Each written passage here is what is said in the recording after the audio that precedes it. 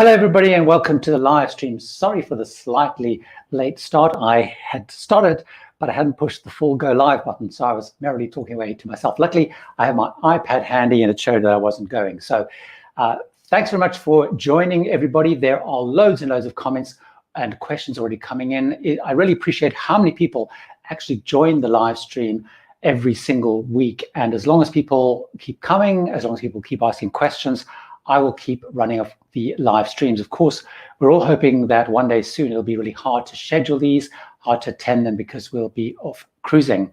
Also, thanks very much if you are watching this after the event. A huge amount of people actually watch the live stream afterwards. So all the questions you ask, of course, help people. And I get lots of comments afterwards about how the questions have helped because people have the same questions. So again, as I said, keep posting questions there. I'll try in the next 60 minutes to get through as many of them as I possibly can do. So there's quite a few already, and a lot of regular people joining. Paul and Carol, Jerry, Hetty's joined, and so on and so forth. So what I'll do is I'll keep an eye, as I said, on the iPad, and I'll keep going through the questions and showing them up when I can.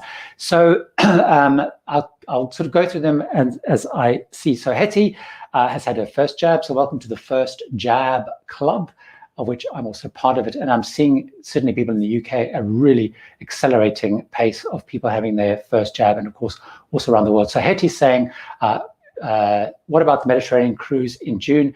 It's still supposed to be going. Have you heard any more about that area? Hetty, haven't heard any more, although I think we will see pretty imminently what that's starting to look like. So for example, I'm booked on a Viking cruise in June. They've just, was it last week or 10 days ago, they've cancelled to the end of May. And we've already seen the couple of lines starting to push into June. So we've seen a couple of the river cruising lines already pushing into June. So Emerald and Scenic, for example, they joined Crystal, who've already moved to June.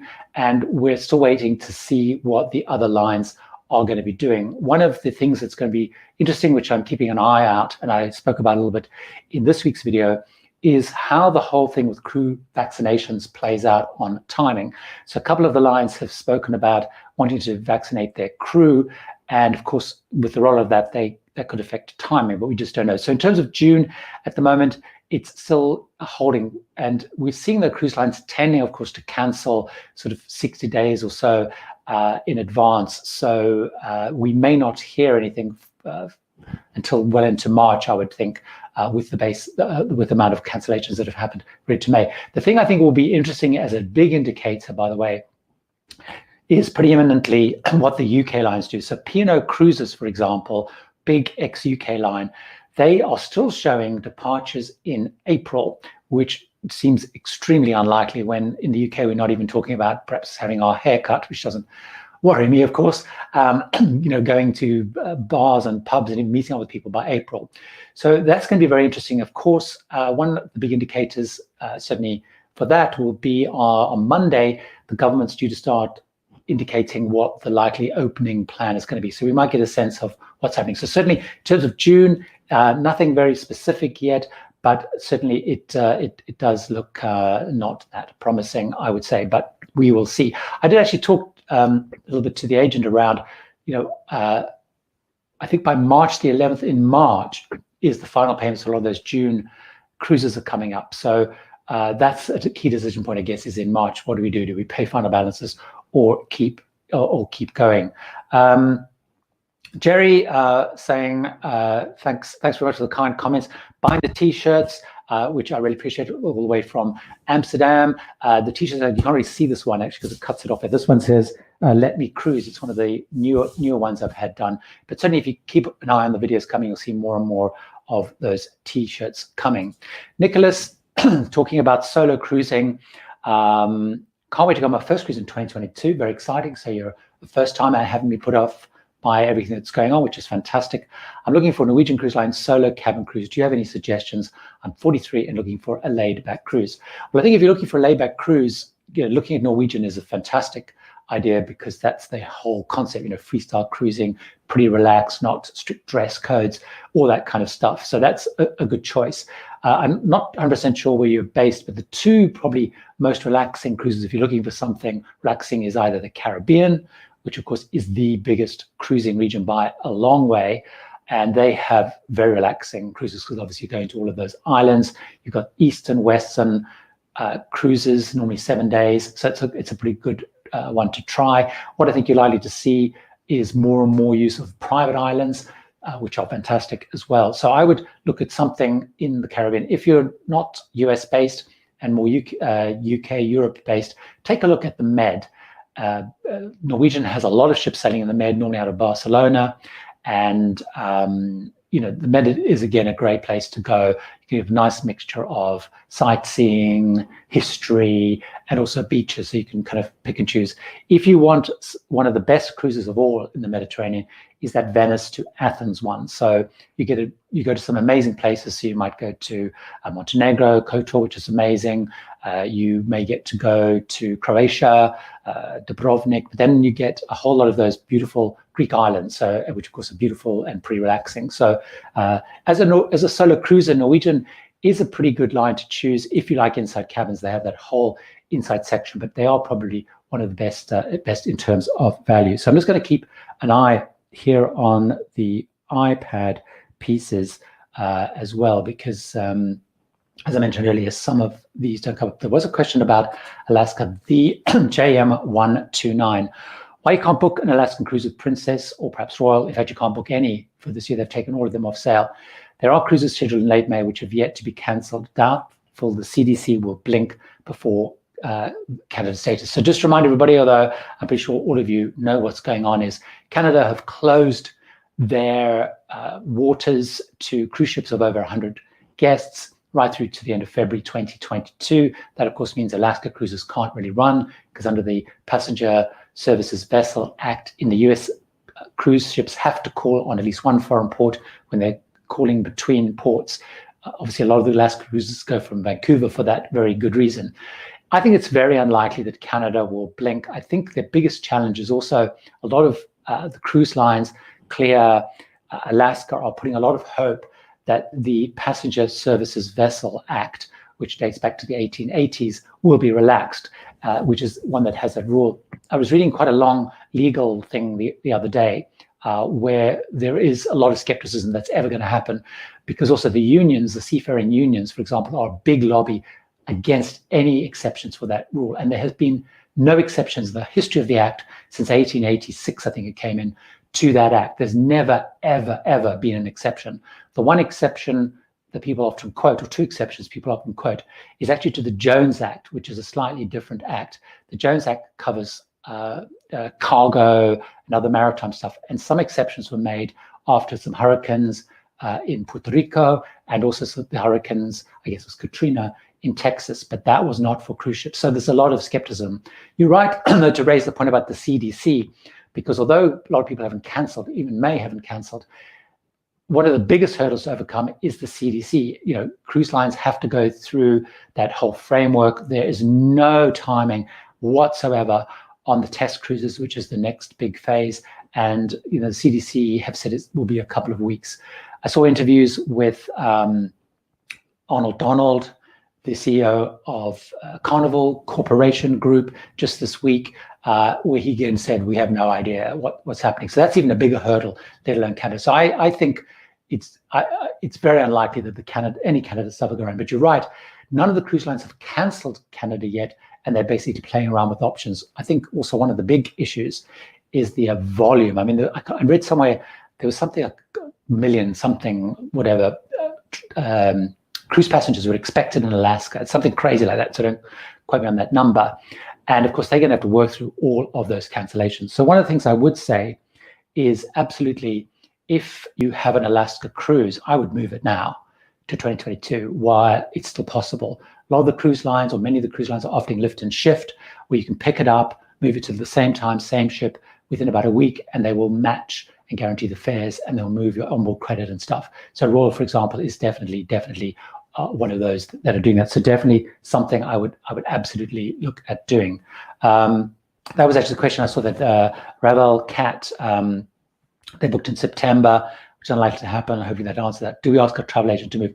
I would, if you want to do this cruise and you don't mind having money tied up, which I guess at the moment is deposit, if you booked on Princess, their deposits are pretty low, generally speaking, I would move it. I would absolutely move it. If you want to wait for a little bit of onboard credit bonus, but if it's September, you will have paid a deposit, so you're not going to get that much more. I would move it now and just get rid of all of that hassle. That's what I've done.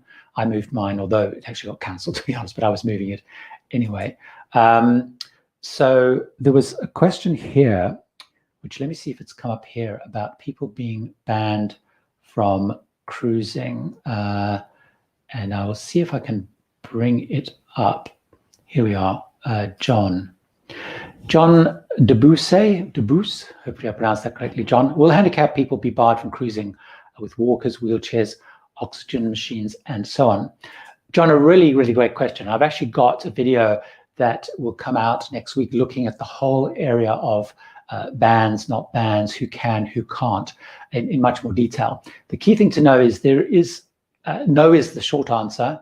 That doesn't appear to be the case. However, people who do require oxygen are increasingly by lines are being restricted. Cunard was the first which announced that anyone who needed to bring on board extra oxygen, would not be allowed to cruise. And this is because under the new rules, I guess both UK rules, US rules, is they have to increase the amount of oxygen they carry on board, and this kind of storage space for that was being optimized.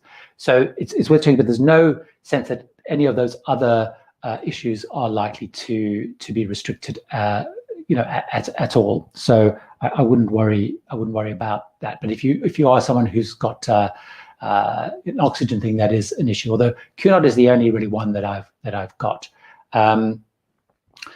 I'll just pick up on this question. P. Stockman, Cunard Queen Elizabeth British Isles cruise booked June the 24th. Do you think this is likely to go ahead this summer? And may cruise companies just do British Isle cruises if the Med is off limits? We don't really know what the likely timing is in the UK. We may get some indications during next week, but I'm guessing that you're probably in the UK. What you've really heard from the government is they're trying to discourage people from thinking that we're going to be able to travel internationally this summer. And we're hearing that from other countries. I've heard the Canadian government say it, US less so, but I have seen things, so for example, from Hawaii, the Hawaii governor, sort of talking about moving in early summer is unlikely cross-country and across borders. So we don't actually know. The biggest hurdle of all, of course, is cruising being allowed to resume. So with all the fears about the different variants, the different strains, etc., whether they opened to tourism on a broader scale, it feels to me like there is a certain amount of momentum for staycations and stuff by June, but a lot of will hinge on that. So that's challenge number one. Challenge number two is when the Department of Transport, Ministry of Transport, I guess, and the Health Department allows cruises to resume, and under what conditions. Now, on the plus side, the Maritime Minister has said that he's very happy, I can't remember his name, but he's very happy with the protocols that have been put forward, which are the protocols we're all familiar with, that MSC are using, Costa are using, all those cruise lines in Singapore are using, and so on. They're pretty happy with the protocols that are put in place, the testing, social distancing, mask wearing, restricted excursions, and so on and so on.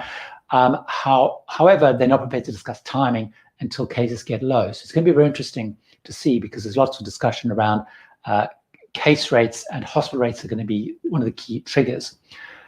Sorry, slightly long way to answer your question. Do I think, though, that round UK cruises are going to happen first? Absolutely.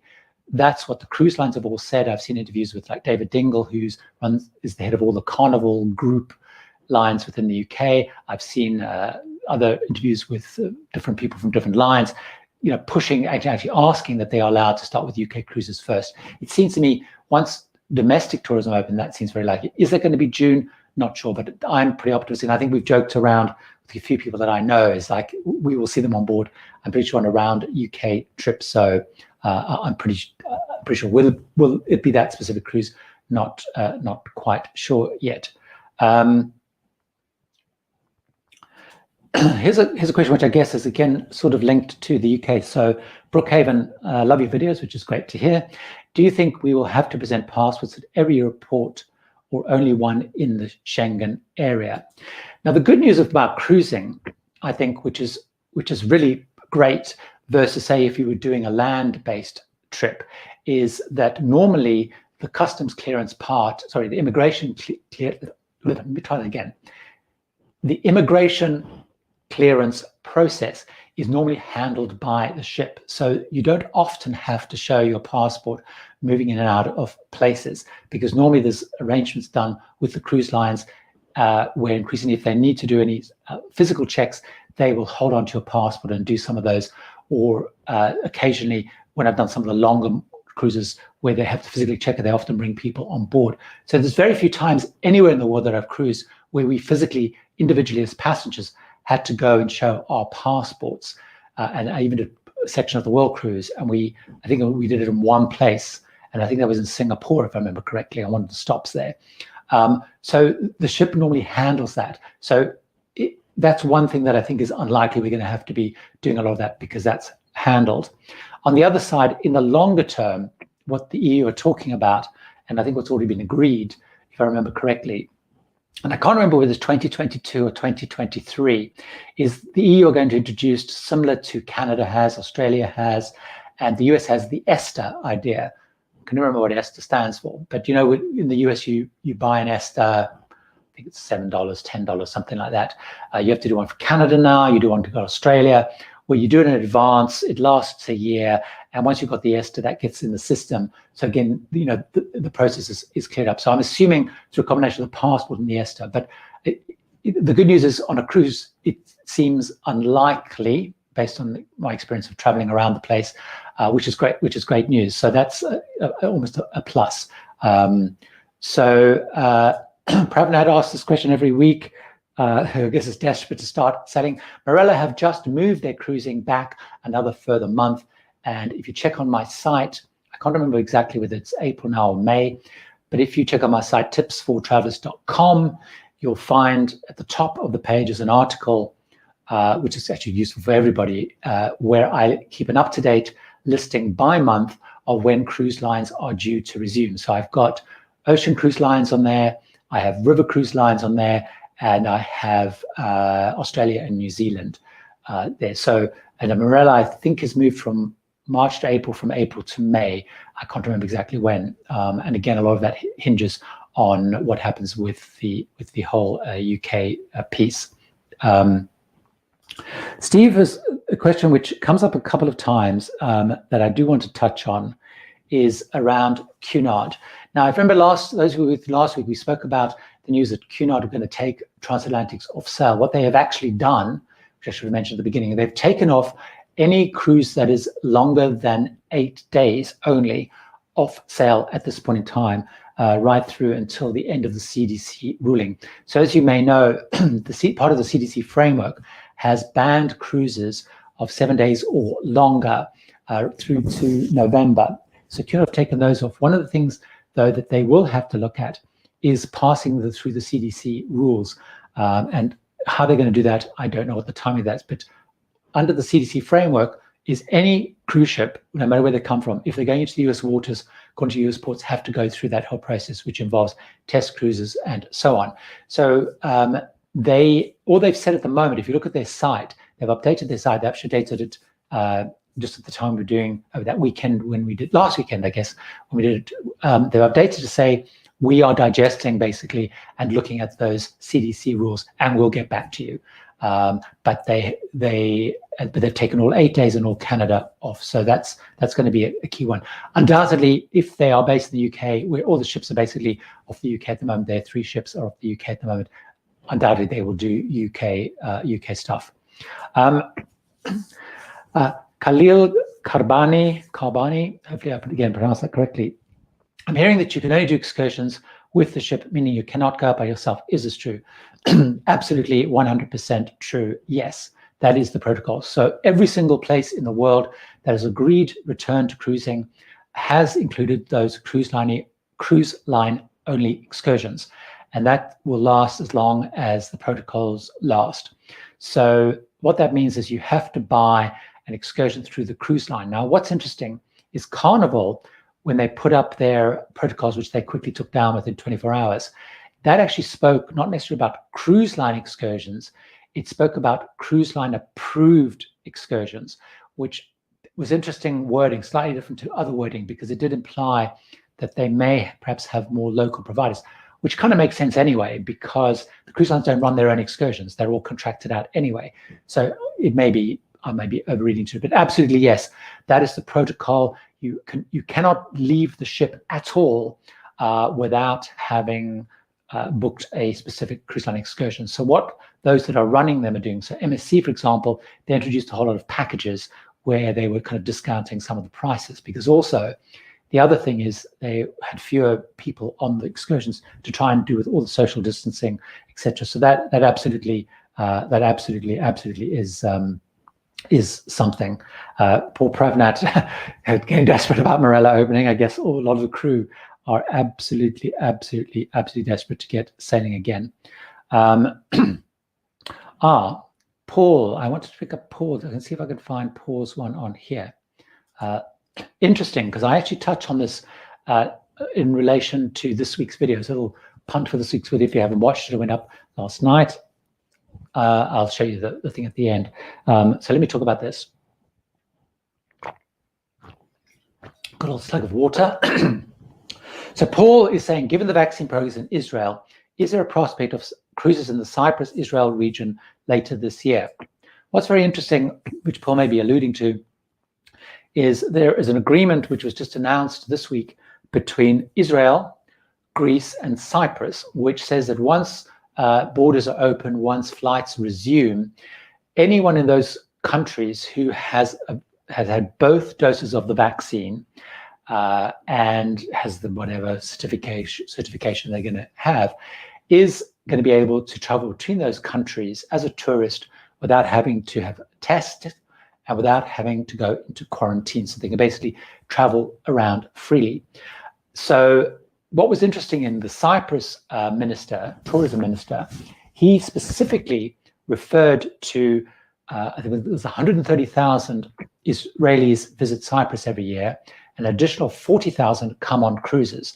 So Paul, I don't know whether that suggests that cruises will open, but it was very interesting that he specifically referred to cruises there. And what the plus side of that, I think, was for all of us, is there was a kind of a suggestion, which I know a lot of people, some people don't like, is that people with vaccinations, even coming on cruises, would be allowed to fall within those rules. So I think it's going to be very interesting. Will there be enough capacity to actually go and run those cruises? I don't know. Saying that, Israel tourism companies, travel companies, Israel travel companies have chartered ships in the past. So I think I'm right in saying Ponant is often running them, and there are a number of travel companies that have chartered ships to running ships out of Israel. So that's definitely something to watch as we see how that goes into play. As an aside, for those, because I do think it helps cruising, that arrangement that Israel, Cyprus, and Greece have done, Greece has now approached other countries that are quite far in the vaccination process, that are very important to them for tourism, so like the UK, for example, where they're trying to discuss, is that an option as well. Spain, which again is very reliant on tourism, have indicated they're open to looking at some of those kind of things, but they are saying they would still require the testing and the vaccine proof as well. So there's definitely discussions and stuff going on around that area. Now, I know, as I can see every time I post a video, the 10 trillion comments I get with people who don't like the idea of vaccines, and then 10 times more of that who do like the vaccine idea. It's being discussed, and it's as we know, Crystal Cruises have now introduced a vaccine requirement joining Saga, et cetera, et cetera. So we'll see how this all plays out. Irish in US joined, KB in the UK has joined. He's thinking of a question. There's good questions. Gavin and Luca here, lots of regulars here, which is really, really great. Akil Kurunvila asks a really interesting question. Why the Norwegian Pride of America can't sell early? They cancelled all the way to May. So this is a really interesting little quirk. Pride of America is a really interesting quirk. So I mentioned earlier that Passenger Services Vessel Act. And the reason I'm telling this slowly is in one of my videos, I called it the Passenger Services Vehicle Act. And of course, I then got a bunch of comments saying I called it the wrong thing. So PSVA, we'll call it. So the PSVA what the rules of the PSBA say for ships in the US, ships have to be built in the US. They have to be owned by companies which are in the US, fully operated in the US, owned in the US, basically incorporated in the US, so fall under US employment law. And thirdly, the ships have to be flagged in the United States. Now, what's very interesting about Pride of America is the only ship in the United States that is home based in a port in Hawaii and only sails to US ports and returns to Hawaii. It's the only one. And it's really interesting because the ship was being built in the US for that reason. The company was building it kind of went bust, and it was eventually bought by Norwegian. It was actually finished in Europe, but it was largely built in the US. And they did get an exception around the ownership part, but it is flagged in the US. So the point that he was asking is, why is that ship not selling? And the reason that they've cancelled it is, although it is going to be allowed to sail all around Hawaii, it could even, if it wanted to do, Norwegian could send it and go to Alaska if they wanted to. However, it still has to go through the CDC rules. It still has to go through the test cruises and so on. And of course, there is no timing on that. But you're absolutely right, is Norwegian Cruise Line could run Alaska with that ship if they wanted. They could start up with Hawaii, which is pretty interesting. Someone just adding that point about, whoops, I got a little bit too energetic. Someone from British Columbia making the point that the rollout of vaccines in Canada is not due to really be done until end of September. So just saying that from their perspective, and looking from British Columbia's perspective, it doesn't look very likely. Here we go. Dennis, greetings from British Columbia. The vaccine, so the chance of Alaska season is slim. I absolutely agree with that. I'll touch on this question, Sherry. When is cruising supposed to start back? Nobody knows. The cruise line executives admit they don't know, and so we can all guess, project. What I think is interesting is looking at what the cruise lines are saying, and particularly when they do their financial updates. So Royal Caribbean and Norwegian are due to do a financial update really soon. You actually get much more insight around what timing is rather than with their bookings as such. So that's going to be very interesting. I'll come back to that interview that I mentioned earlier, but that Arnold Donald did this past week. What he said is, I don't know when cruises are going to start. I have no idea when the CDC is going to give us the guidelines to start test cruises.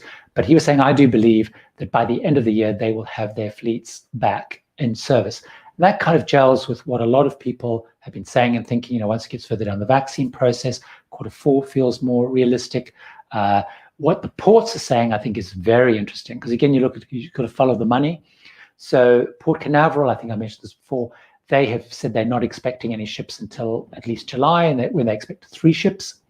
And Tampa, which have just updated their budgets, are saying they're at best only expecting ships in Q4. Now, Tampa's obviously not a massive big port, but it is a pretty big port, and there are ships home base of Tampa. So nobody knows. Middle of the year onwards, Q4 seems more likely. I think a lot of people are more pessimistic about the whole summer.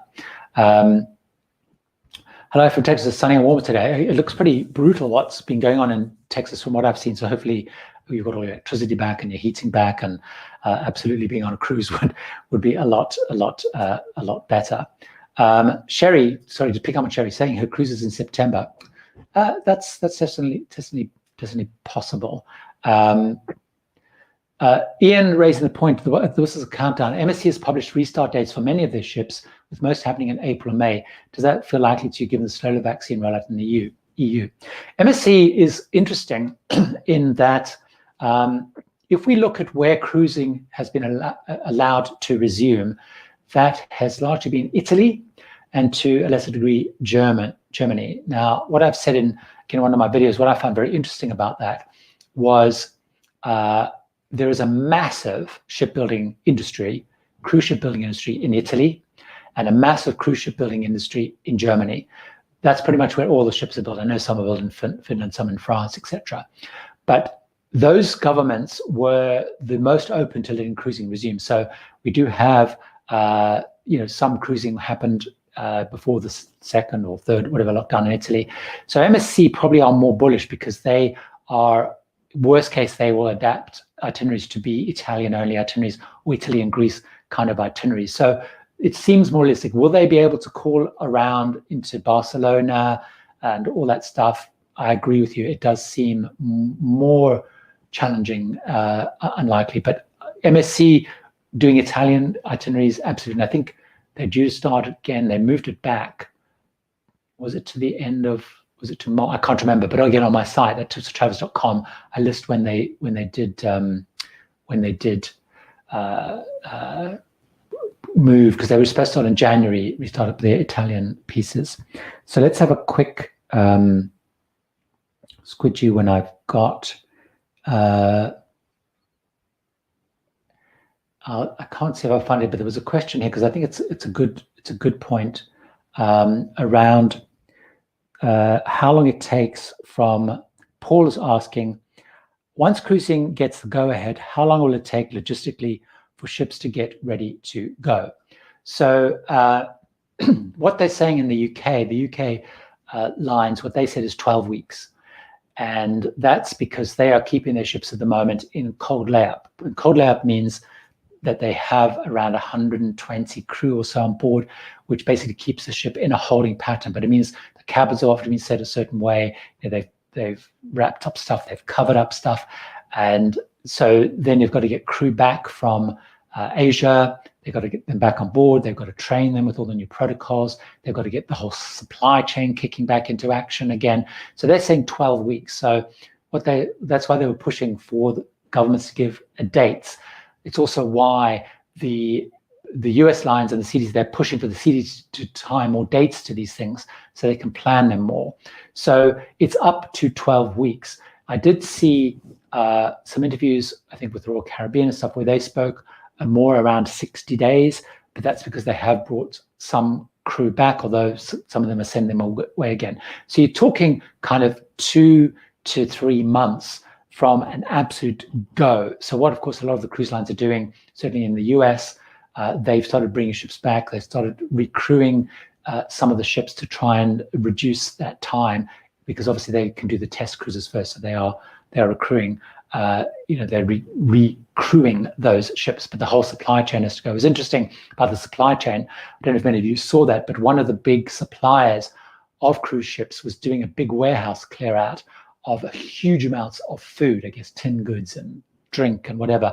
They were basically doing a clear out because I guess that's an indicator that they've got all the stock, and I guess they wanted to get some cash or whatever. So it is a pretty long time. So it's a pretty good point. The other thing also, even from the time they do test cruises in the US, it takes 60 days from the end of a test cruise, a successful test cruise, before you're going to get a license to sail. So that is definitely quite a challenge.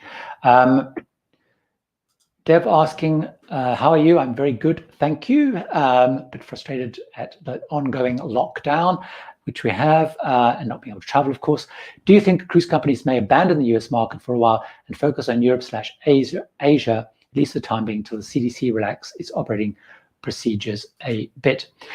It was very interesting because there was a letter which went out from the Norwegian management, which did say to all their staff, which was picked up by Cruise Centers, posted on cruisecenter.com, which basically said they were assessing that issue, and there was some belief that they thought they might be able to sail in Europe before the US. I haven't seen anything else specifically, so the rest would be speculation.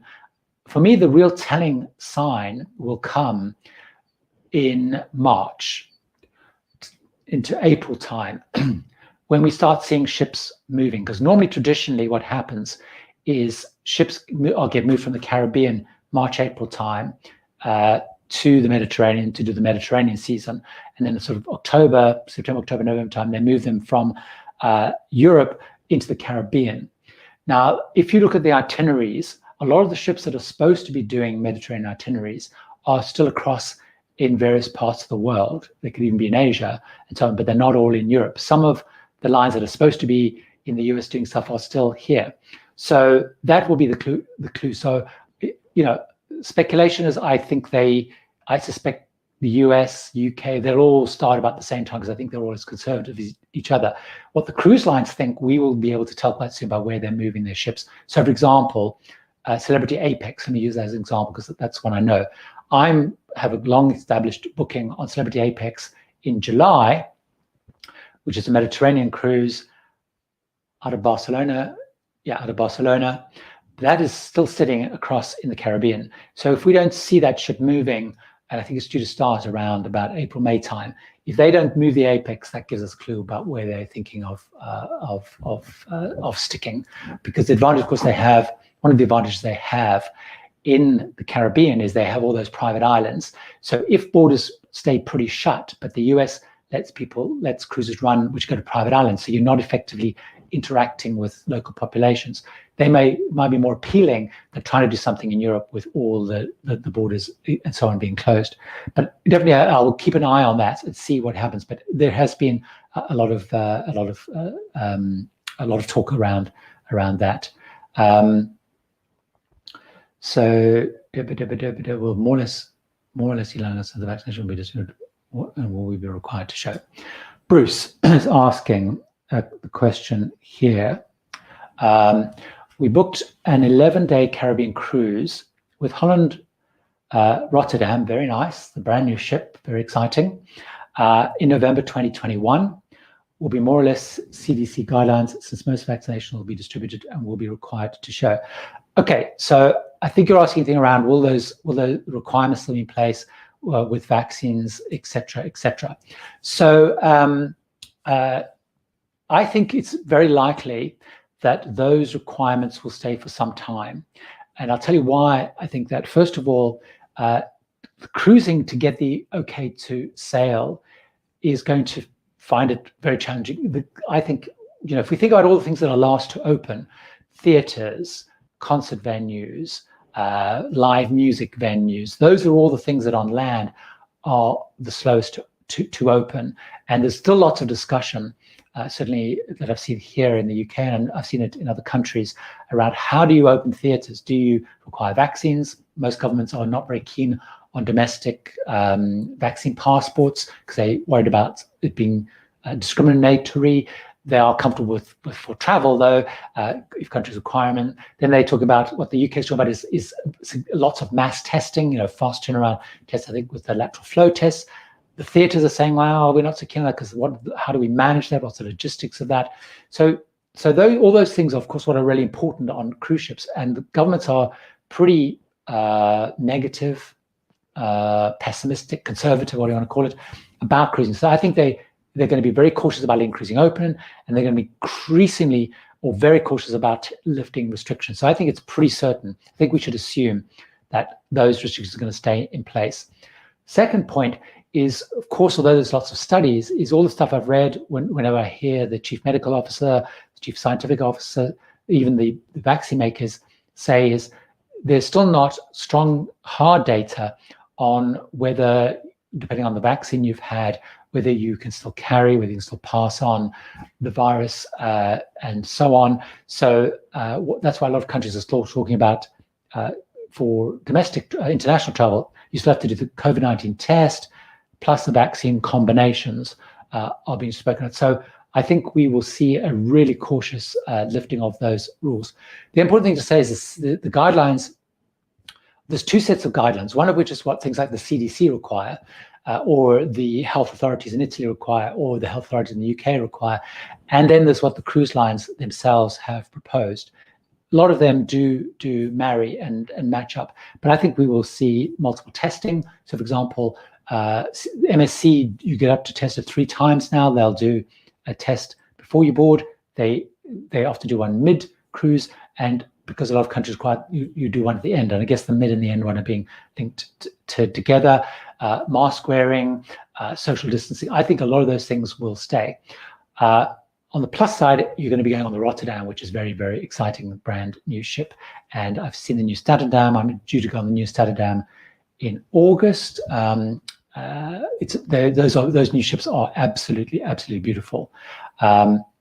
Iris in the USA, would be interested to see an update vlog on what cruise lines have used this time to refurbish. Many thanks for your wonderful content each week. Thanks very much.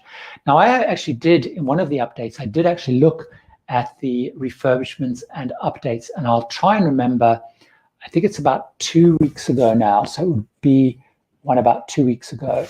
The news is not that great, to be honest, because with the shutdown, with everything going on, most cruise lines have just postponed everything. So there's a few ones going on, and most of those that are going on are to do with where ships are being rebadged to change into a different line. So in Australia, for example, the 2 ships that are becoming part of P&O Australia, Fred Olsen turning the 2 Holland America ships into Fred Olsen ships. There was a little bit of tweaking around with some of the Princess ships to get those really sort of sorted with the Medallion stuff in Singapore, but most of the rest of them have been put on hold. So very little has actually been going on there. So that's not great. But have a look about 2 weeks ago, and I certainly will take a look at that, particularly if things are changing. John, I'll just come back to that. You might have joined and missed that point, but will you be forced to go on a tour on by the cruise line and not able to take a taxi or just walk around? Absolutely, 100%. That is the case. Until they change, you will have to go on a cruise line excursion. You cannot get off the ship any other way.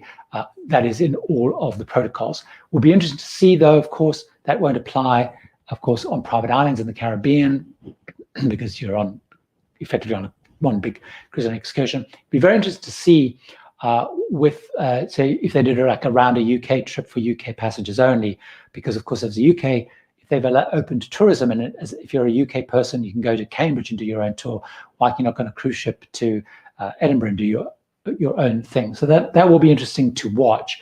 What we've seen though in Italy with MSC Cruises, where that is a rule, they have the rule which says even in Italian ports with Italian guests only, they cannot go off self-exploring, and that's to create and maintain the whole bubble. So that is, they don't encounter someone, get exposed, and bring it back on board. So absolutely 100% that is the case, and I don't really know how long that is going to last for at all. So there's a more general question. So let's have a look at this one, because it's nice also to talk about the more general cruising when things go. Tim Sanders is asking, what do you think of cruises that dock at a port and have excursions to destinations not close to the port? For example, Le Havre to Paris or St. Petersburg to Moscow. And Civitavecchia and Rome's another good example, and Livorno to Florence. Those are another example. In fact, around the world, there's many of those. It depends a lot on how important those places are. I think a mistake a lot of people don't realize when they book is they see the cruise line brochure will say Paris, it'll say Rome, it'll say Florence, and doesn't point out that you're going to go on an 8-hour excursion and 3 to 4 hours of that will be on a bus. So it depends a lot, I think, on how passionate you are about seeing those places. So, for example, if you're coming across from the US and you want to go and see some of the iconic places, you want to see Paris, or you're unlikely to do Paris and Florence on the same cruise. But anyway, but say you want to go and see, you want to see Paris, you want to see Rome, you want to see Florence.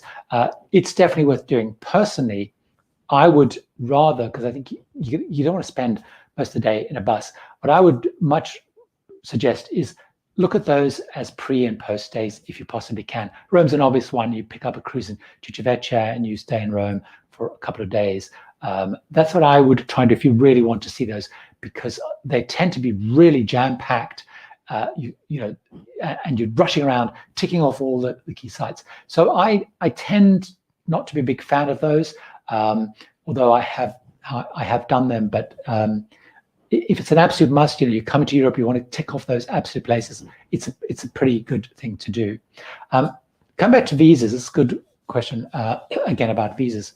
Amit, how does a world cruise, do we need visas for all the destinations?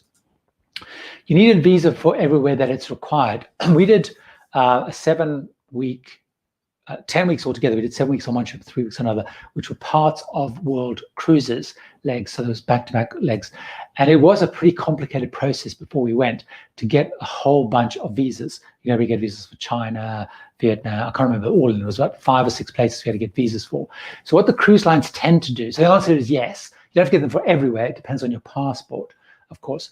But the cruise line will normally let you know. What the good news is, you can obviously do them individually, you know, go to each of the individual embassies and do it. Or what we did, just to make it simple, is the cruise lines normally have a relationship with each country with sort of a visa center. So in the UK, it's called CIBT, if I remember correctly, which I have no idea what it stands for. I'm sure it's CIBT. Anyway, so they suggested that was one option. So we could basically went there. We said, we're going on this cruise on Queen Victoria. These are all the places we're going to. What visas do we need? They said, okay, you need these 5 visas.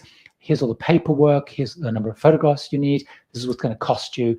We took it to one place. They then did it with all the different embassies. They came back with all the visas in one, you know, one package, one thing. So that's the easiest way of doing it. And in most countries, there's normally some sort of relationship with visa people who do it, and that was so much easier. You know, I've done other trips where I've gone to Tanzania or whatever, and it's been a nightmare going to the different embassies and stuff. So that takes a lot of the waiting. I'm going to touch on a question that Gavin and Luke asked. It is a bit of a touch paper thing when I ever talk about vaccinations. Although my most recent video, again, I'm punting my recent video, I've done quite a long section on vaccinations and everything that's going on. So let me touch on this. Do you think cruise lines saying they require vaccinations is a marketing tactic? Do you think governments will be the ones demanding it? Gavin and Luke, for those of you who I think I mentioned before, they have a YouTube channel, Holidays at Sea. It's definitely worth checking out, particularly if you're interested in a lot of the UK lines. They've got some really great coverage of some of the UK lines, especially. So they're pretty good. I'm a little bit light on my channel on UK lines, so that's a good one to take a look at. Anyway, so Gavin and Luke, do you think it's a marketing one, or do you think governments will be demanding it? I think it's very interesting, because if you look at the lines that have moved so far, they are ones that have an older audience. So you look at Saga, Victory, American Steamboat, Crystal, they have an older audience. That audience will have all been vaccinated. Those who want to be vaccinated will all have been done, because, you know, most of their clients come from the United States, Canada, the UK, okay, Australia. It'll be a while before they're allowed to travel anyway. But so basically they will all have been done by the time cruising resumes. So actually their audience is done. They know that it's very strongly supported. They've all done marketing, they've all done research. I read the stuff from Crystal. You might have seen I'm sure you have, Gavin, Luke, you've seen the stuff from Cruise Critic, where 80-something% of cruisers have said they support it. So basically, they're more likely to gain, come back to what I'm marketing, they're more likely to gain bookings than lose bookings. I've seen a lot of people, no, it's probably exaggerating. I've seen people who've booked on the World Cruise in 2022 saying they're really relieved, because that's a big worry for them. The downside, of course, is Crystal have not said their crew will be vaccinated yet, because getting their crew vaccinated is a huge challenge. So is it a marketing tactic? Possibly, probably, certainly. It's much easier if you're a line that's catering for people over 60, maybe in the UK for 50. I guess they're talking about people over 50 being vaccinated by end of March or so. So, you know, it's definitely, from a marketing perspective, it's definitely strengthening there. I think it's reassuring. Do I think countries are required? I'm in the camp, many of you may not be, I'm in the camp that it seems to me inevitable that countries are going to be asking for vaccinations to let you come in and out freely. So what we're going to see, I think, as with that Greece-Cyprus situation, is saying, look, if you've got a vaccination certificate with whatever gets agreed as a global standard, which everyone's lobbying for, IATA, lobbying for this kind of app, which will capture your tests to try and get rid of people, you know, with fake documents and whatever. So this app, I've forgotten what it's called, but IATA, all sorts of people are looking to do the app.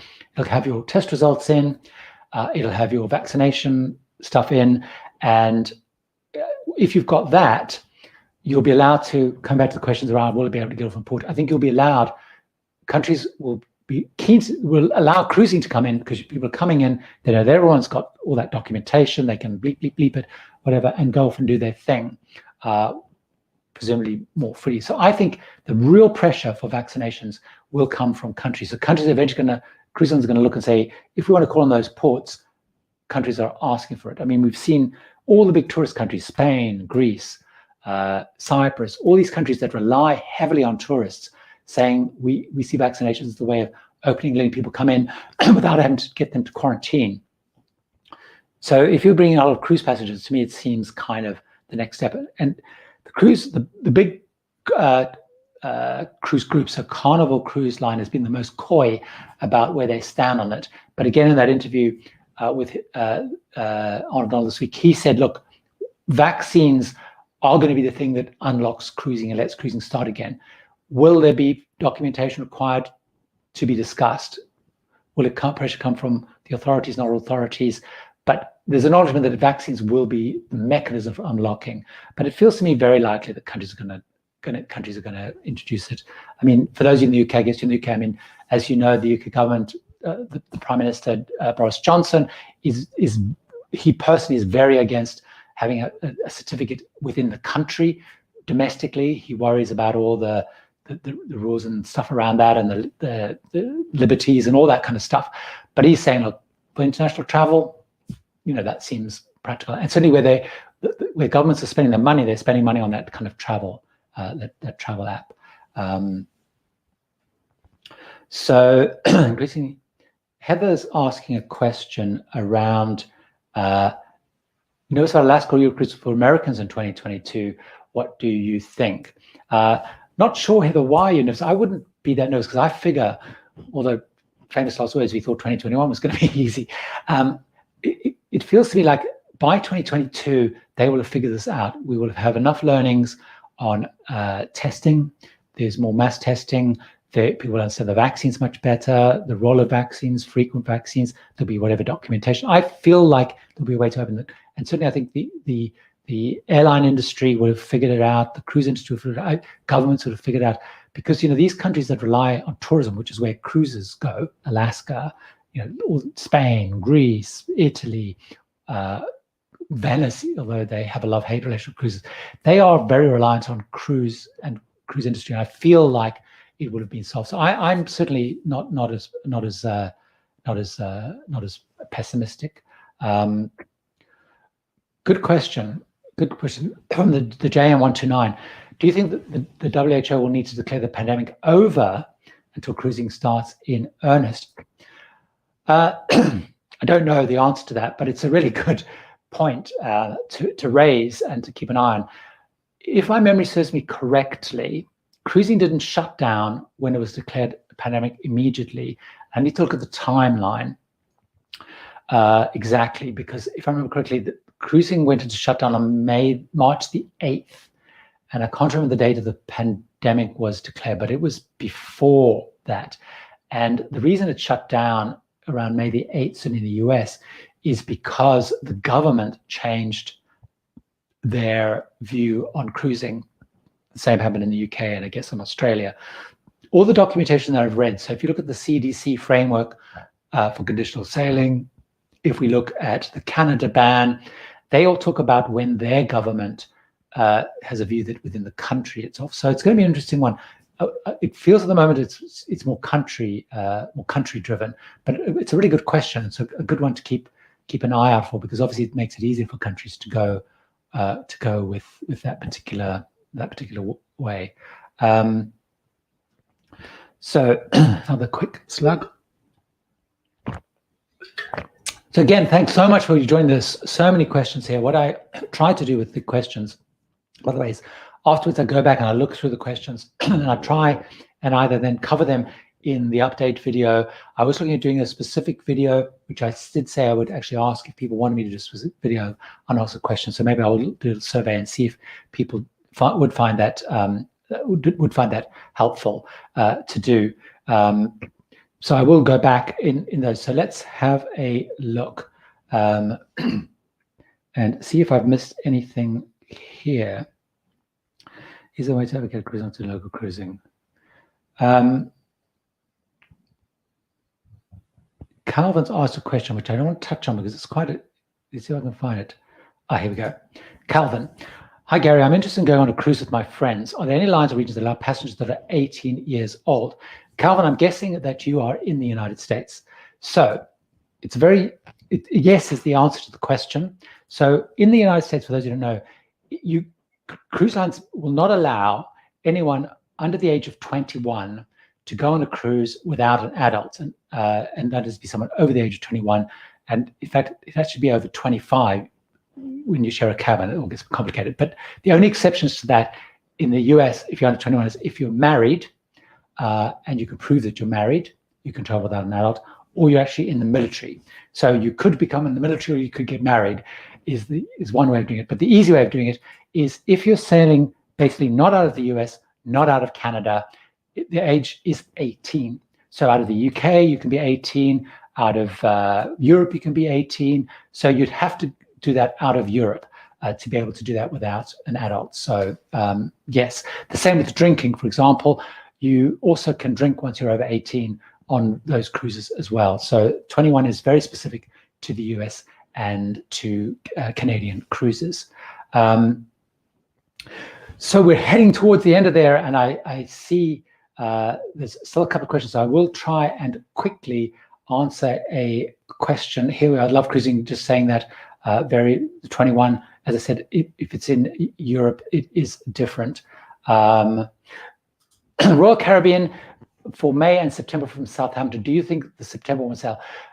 Watch and see what happens to the ship. If the season doesn't start early enough, they may not bring the ship to the UK to be sailing. So I would keep an eye on your ship, and there's an app which is called Vessel Tracker, which I use a lot. It's free to download. You can buy a premium version. So keep an eye on where that ship is. You can just search by that and see where that ship is.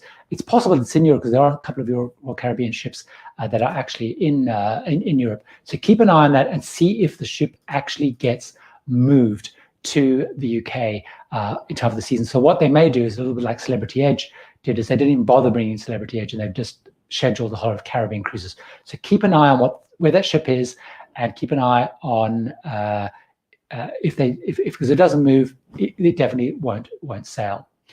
So we're running out of time. As I said, we'll do 60 minutes. I'll go back through those questions. Make sure I try and answer that either in the update that I do this week, or I will do a separate video if there's a lot of them, or I'll make sure that I answer them next time around. As I mentioned, let me just show you for those of you here. Brace yourself. This is about changes that are coming. That's the video that's currently out there right now. And I should have taken that little thing off before I did it. So sorry for that. So again, thanks so much for joining me. Thanks so much for giving up some of your Saturday. Hope that you stay safe, you stay absolutely well. And please keep watching the videos, keep sending in your questions, and thank you very much.